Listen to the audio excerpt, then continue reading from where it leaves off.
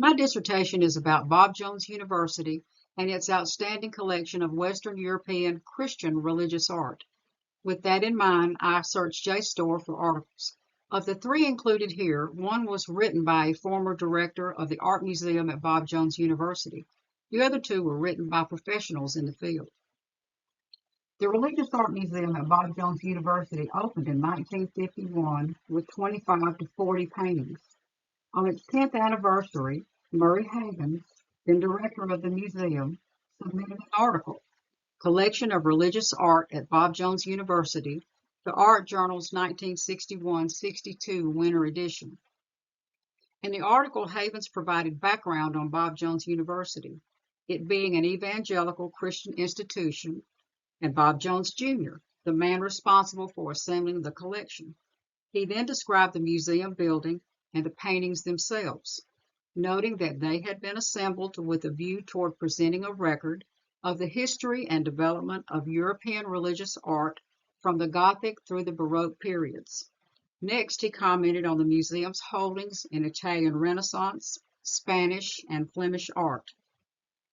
In conclusion, Havens pointed out that numerous art publications had featured the Bob Jones University collection and that many of its paintings had been exhibited in America and abroad. In 1965, after phenomenal growth of the collection, the new building of the Art Museum at Bob Jones University opened to the public, marking its 14th anniversary. Noted international art critic and historian Henry R. Hope of Indiana University attended the event.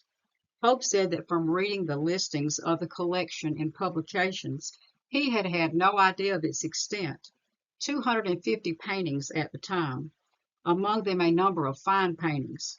Hope's article, The Bob Jones University Collection of Religious Art, was published in Art Journal's winter 1965-66 edition. Hope called the new art museum in some ways the most unusual and the strangest. He talked about the university being an anomaly itself, a Christian school with evangelist practices, but more fundamentalist in its faith than many other cults in the South. Hope described the collection's holdings, with its major emphasis on Italian Renaissance and Baroque paintings, but also noted its other schools. Hope then asked, how, one wonders, does this exotic collection of saints, martyrs, and Madonnas fit into the ritual of a fundamentalist Protestant cult? The spirit of these paintings is more that of the Counter-Reformation than of Martin Luther. As for Calvin or our New England ancestors, they would have banished the lot as papistry. Hope gave the credit to Bob Jones Jr.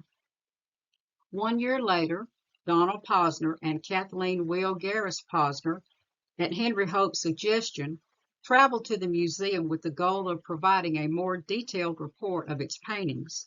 The Posners, art professors, were on the faculty of New York University. Their article, More on the Bob Jones University Collection of Religious Art, appeared in Art Journal's winter 1966-67 edition. Like Hope, the Posners were overall favorable in their comments about the collection, and as promised, their article described in much greater detail the paintings and schools represented. At that time, the university owned close to 300 paintings. Let's take a quick look at 3 paintings from the collection, all in the Baroque style. As you can see, this is St. John the Evangelist. It's hard to tell in this picture, but 2 symbols that are associated with him, a serpent in a cup and an eagle, are in the background. St. Matthew in this picture is receiving instructions on what to write in the scriptures from an angel. And then our final picture, this was the last picture that Dr. Jones bought. You see the mocking of Christ.